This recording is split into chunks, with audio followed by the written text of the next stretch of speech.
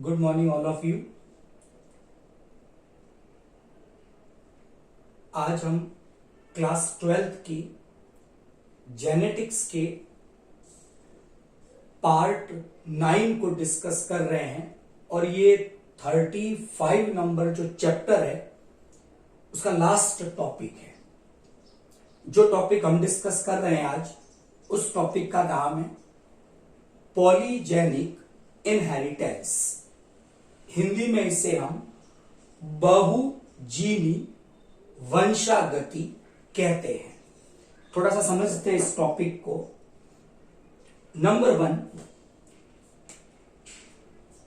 जो polygene inheritance है ये नॉन मेंडेलियन इनहेरिटेंस का उदाहरण है। अब नॉन मेंडेलियन का अर्थ यहां पर यह है कि ये जो वंशागति है ये मेंडल की वंशागति के जो नियम हैं उनके अनुसार वंशागत नहीं होती है। जो पॉलीजेनिक इनहेरिटेंस है उसमें हम उन लक्षणों की बात करते हैं जो लक्षण एक से अधिक जीन के द्वारा नियंत्रित होते हैं। मैंने यहां मेंशन किया है more than one gene control a single trait. लक्षण तो एक है लेकिन उस लक्षण को नियंत्रित करने वाले जीन एक से ज्यादा है। ऐसी वंशागति को पॉलीजेनिक इनहेरिटेंस, हिंदी में बहुजीनी वंशागति कहा जाता है। मेंडल में हमने पढ़ा था और मेंडल ने अपने प्रभाविता के नियम में ऐसा बताया कि प्रत्येक लक्षण का नियंत्रण एक कारक या जीन के द्वारा होता है, लेकिन इस घटना में ऐसा नहीं है। यहां पर एक लक्षण का नियंत्रण एक से अधिक जीन के द्वारा होता है। तो लक्षण एक है, उनको नियंत्रित करने वाले जीन एक से ज्यादा है, इसीलिए इस वंशागति का नाम बहुजीनी या पॉलीजेनिक इनहेरिटेंस नाम काम में लिया गया है। नंबर 2, दूसरी जो इंपॉर्टेंट बात इस वंशागति के साथ है वो मैंने यहां मेंशन की है कि जो ट्रेट आएगा उसकी इंटेंसिटी, उसकी तीव्रता, उसका प्रभाव कितना होगा, यह निर्भर करेगा कि डोमिनेंट प्रभावी एलील की संख्या कितनी है। अगर मैं निष्कर्ष रूप में कहूं तो इस प्रकार की वंशागति में लक्षण या लक्षण प्रारूप, फिनोटाइप कैसा आएगा यह निर्भर करेगा डोमिनेंट एलील की संख्या पर। नंबर इंपॉर्टेंट है यहां पर। डोमिनेंट एलील का नंबर बढ़ता जाएगा, लक्षण की इंटेंसिटी भी बढ़ती जाएगी। डोमिनेंट एलील का नंबर कम होगा, ट्रेट की इंटेंसिटी भी कम हो जाएगी। तो सब कुछ डोमिनेंट एलील के नंबर पर डिपेंड कर रहा है। इसलिए इस वंशागति को सामान्यतः क्वांटिटेटिव इनहेरिटेंस, हिंदी में कहें तो इसे मात्रात्मक वंशागति कहा जाता है, क्योंकि यहां पर वंशागति डोमिनेंट एलील की संख्या पर निर्भर कर रही है। तो जितनी जीन की संख्या बढ़ेगी उतना ही लक्षण पर प्रभाव बढ़ेगा। इसलिए इस वंशागति को क्वांटिटेटिव, मात्रात्मक वंशागति के नाम से भी जाना जाता है। तो चाहे तो इसे पॉलीजेनिक इनहेरिटेंस, बहुजीनी वंशागति कह दे, इसे हम मात्रात्मक वंशागति या क्वांटिटेटिव ट्रैट के नाम से भी जानते हैं। सबसे पहले दो वैज्ञानिकों, जिनमें से एक का नाम निल्सन था और दूसरे का नाम एहले था, इन दोनों वैज्ञानिकों ने अध्ययन किया है वीट में कर्नल के कलर का, कि गेहूं के ऊपर जो आवरण है गेहूं के दानों के ऊपर, उसकी वंशागति का अध्ययन किया है निल्सन और एहले ने। और पहली बार उन्होंने बहुजीनी वंशागति की घटना के बारे में बताया। तो और भी कई उदाहरण है इस वंशागति के।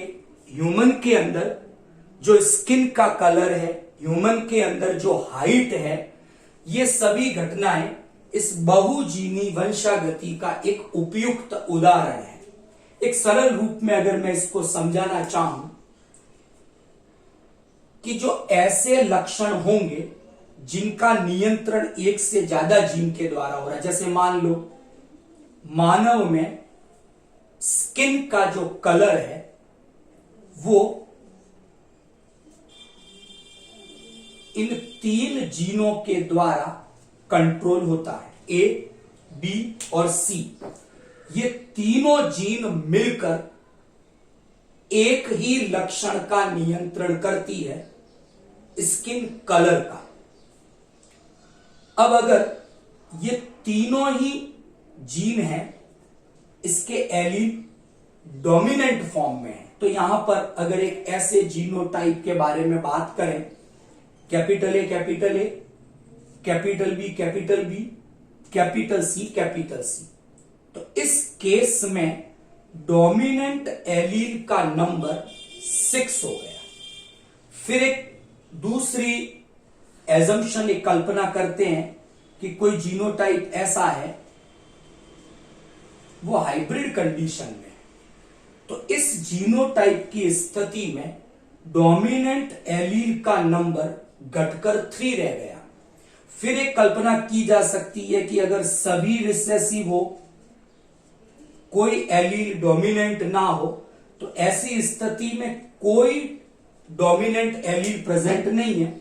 तो यहां पर फर्स्ट सिचुएशन की बात करें कि सभी 6 डोमिनेंट एलील है, तो स्किन का कलर ब्लैक हुआ।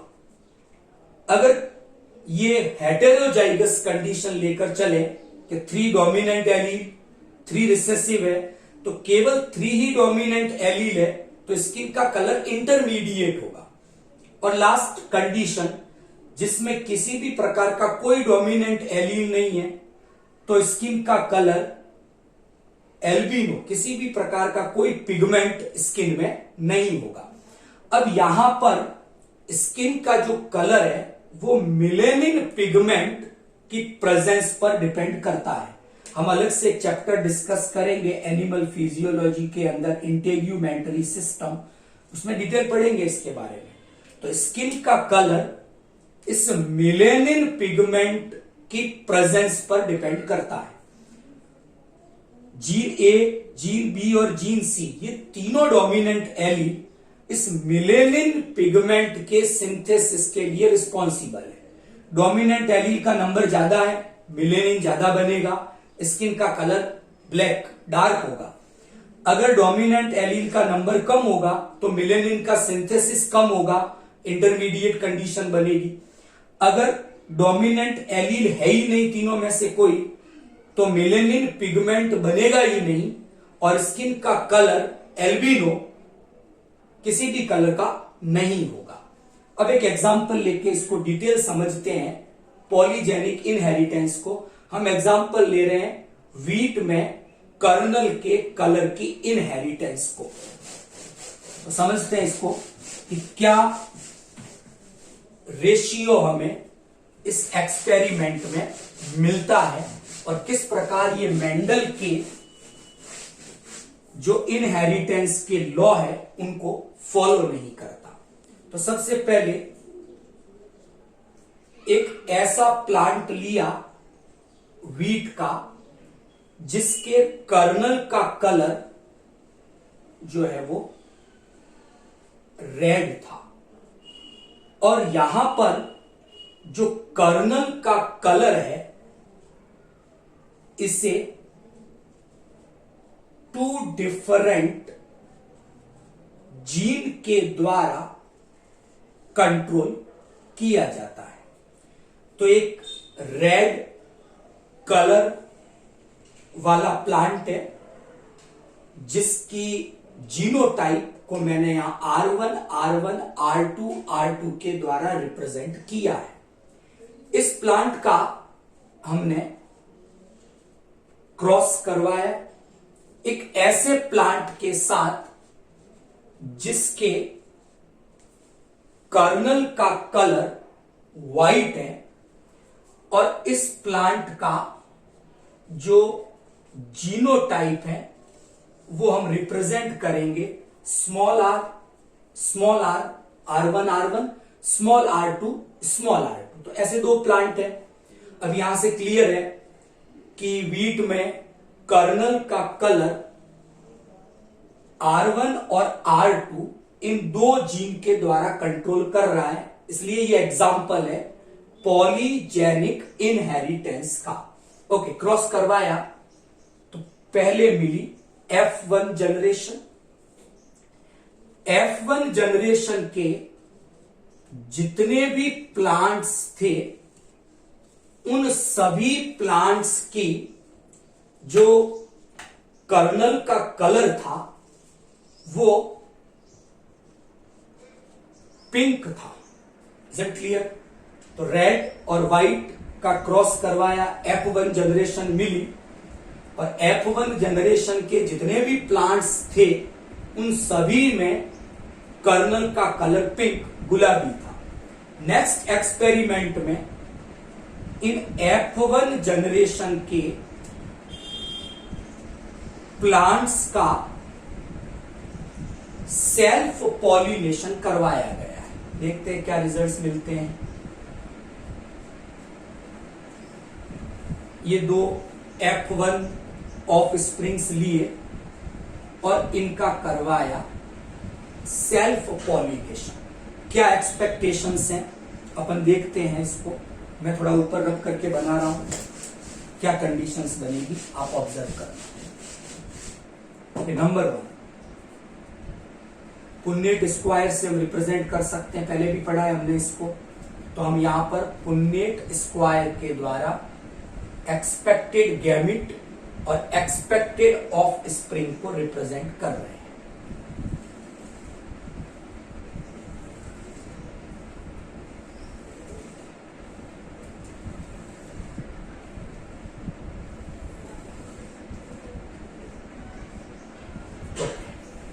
क्या एक्सपेक्टेड गैमिट है पहले हम वो बनाएंगे।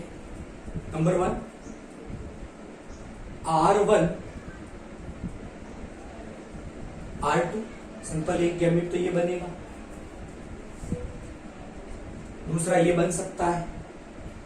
थर्ड सिचुएशन ये हो सकती है R1 के साथ R2 स्मॉल हो जाए। नेक्स्ट कंडीशन में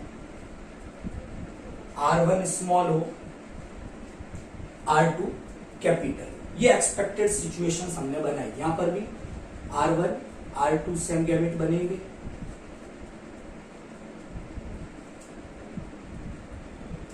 और ये बन गया R1 R2। चलो अब ऑफ स्प्रिंग्स बनाते हैं और कौन सा कलर आएगा वो डिस्कस करते हैं। Number 1, R1 R1 R2 R2 पहली ऑफ स्प्रिंग। Okay, number 1। अब यहां पर हमने पहले वाले पार्ट में डिस्कस किया था कि ये जो वंशागति है इसमें इंटेंसिटी, जो लक्षण की तीव्रता, प्रभाव है, वो नंबर ऑफ डोमिनेंट एलील पर निर्भर करेगा। तो यहां पर चारों के चारों जो एलील है वो डोमिनेंट है, इसलिए ऐसे जो प्लांट होंगे उनके कर्नल का कलर रेड होगा। नाउ नेक्स्ट सेकंड ऑब्जर्वेशन पे चलते हैं। यहां पर R1 R1 R2 R2 इस कंडीशन के अंदर आप देखिए कि यहां से इंटेंसिटी थोड़ी कम होनी चाहिए। कम होने का रीजन क्या कि 3 एलील डोमिनेंट है, एक रिसेसिव आ गया। इसका मतलब इस जीनोटाइप वाले प्लांट की इंटेंसिटी इस प्लांट से थोड़ी कम होनी चाहिए, क्योंकि यहां पर डोमिनेंट एलील का नंबर ज्यादा है, यहां डोमिनेंट एलील का नंबर कम हो गया है। यहां 4 है, यहां 3 है। तो इस कंडीशन में ऐसे जो प्लांट होंगे उनके कर्नल का कलर डार्क पिंक होगा, इट इज नॉट रेड। तो ये डार्क पिंक हुआ। नेक्स्ट कंडीशन में आगे चलते हैं। थर्ड, अच्छा थर्ड कंडीशन में भी सेम जैसी कंडीशन आपके इस सेकंड जीनोटाइप की है कि 3 डोमिनेंट है, यहां पर भी 3 डोमिनेंट है, मतलब ये वाला भी आपके जो फिनोटाइप बनेगा वो डार्क पिंक बनेगा। ओके, नेक्स्ट सिचुएशन डिस्कस करें। नेक्स्ट के अंदर 2 डोमिनेंट हो गए हैं और 2 रिसेसिव है, मतलब इसकी इंटेंसिटी थोड़ी और कम होनी चाहिए। तो ये 3 से अब 2 ही डोमिनेंट रहे, ये पिंक कलर के होंगे। ओके, नेक्स्ट ऐसे हम कैलकुलेट कर सकते हैं, जैसे यहां पर R1, R1, R2, R2। आप बता सकते हैं कैसा होना चाहिए। ये 3 डोमिनेंट है, मतलब सीधी सी बात है 3 dominant means it is dark pink. ऐसा हम सबके लिए कैलकुलेट कर सकते हैं, जैसे इसके लिए R1, R1, R2, R2। यहां पर भी आपके डोमिनेंट 3 है, इट मीन्स ये भी आपका डार्क पिंक होगा। नेक्स्ट आगे चले, इस लास्ट वाले की इसकी डिस्कस करते हैं। इसमें R1, R2, R1, R2 2 dominant है, तो 2 ही डोमिनेंट है, इट मीन्स इसका फिनोटाइप आपके पिंक होगा। ऐसे हम सबके लिए कैलकुलेट करते हैं। मैं लिख लेता हूं एक बार, आप बैठ के इजीली इसको कर सकते हैं।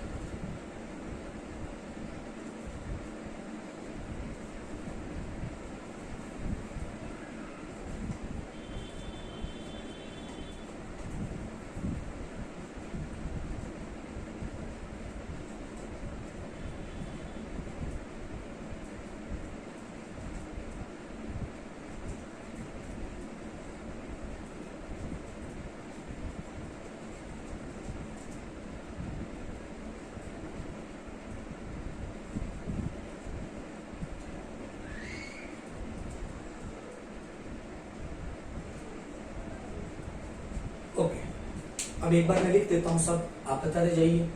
ये पिंक होना चाहिए, 2 ही डोमिनेंट है, यहां पर भी 2 डोमिनेंट है, मिस पिंक होना चाहिए। एक ही डोमिनेंट है, ये पहली बार ऐसा प्लांट आया। ये पिंक से भी हल्का हुआ लाइट पिंक कहेंगे इसको। इस कंडीशन में 2 डोमिनेंट है, पिंक होना चाहिए, 2 डोमिनेंट पिंक होगा। केवल एक ही डोमिनेंट है, लाइट पिंक। यहां पर केवल एक ही डोमिनेंट, लाइट पिंक। यहां पर केवल एक ही डोमिनेंट है, ये भी लाइट पिंक, और ये सब रिसेसिव है, व्हाइट। ओके, तो समझ में आ गया होगा आपको। इस एग्जाम्पल के केस में आप ध्यान रखें, 4 dominant red, 3 dominant dark pink, 2 dominant pink, केवल एक ही डोमिनेंट है लाइट पिंक, और कोई डोमिनेंट नहीं है तो व्हाइट। हमारे पास अब अगर मैं कैलकुलेट करूं तो मेरे पास कुल कितने टाइप के फिनोटाइप मिल रहे हैं। फर्स्ट रेड कर्नल कलर वाले, दूसरे डार्क पिंक फिनोटाइप वाले, तीसरे जिनका फिनोटाइप केवल पिंक है, नेक्स्ट चौथे जिनका फिनोटाइप लाइट पिंक है, और लास्ट जिनका फिनोटाइप व्हाइट है। कैलकुलेट कर सकते हैं, रेड केवल कितना है, 1 है, आप काउंट कर सकते हैं। डार्क पिंक कितने हैं, 1, 2, 3 और 4। तो 4 प्लांट ऐसे हैं इस एग्जाम्पल में जो डार्क पिंक है। अच्छा, अब पिंक कितने कैलकुलेट करें, 1, 2, 3, 4, 5 और 6। तो 6 प्लांट ऐसे हैं जो पिंक कलर के। अच्छा, लाइट पिंक कितने वो भी कैलकुलेट किए जा सकते हैं, 1, 2, ये 3 और 4। तो 4 है वो लाइट पिंक है, केवल एक प्लांट है वो आपका व्हाइट है। तो ये जो रेशियो मिला 1:4, 4:6, 4:1, इस रेशियो को हम पॉलीजेनिक इनहेरिटेंस का रेशियो कहेंगे कि जब भी मात्रात्मक वंशागति होगी तो ऐसा एक अनुपात आपको प्राप्त होता है। आपको समझ में आ गया होगा पूरा। तो दो बातें याद रखनी है, एक तो एग्जाम्पल कि उदाहरण खूब सारे हैं, दो याद कर ले हम जिनमें मात्रात्मक वंशागति की घटना पाई जाती है। तो उसमें से एक तो एग्जाम्पल हमने डिस्कस किया अभी, जो निल्सन और एहले का एक्सपेरिमेंट था, वीट में कर्नल का कलर। दूसरा मैंने एग्जाम्पल दिया था ह्यूमन में स्किन का कलर, त्वचा का रंग। ये दोनों पॉलीजेनिक या क्वांटिटेटिव इनहेरिटेंस के एग्जाम्पल हैं। Thank you.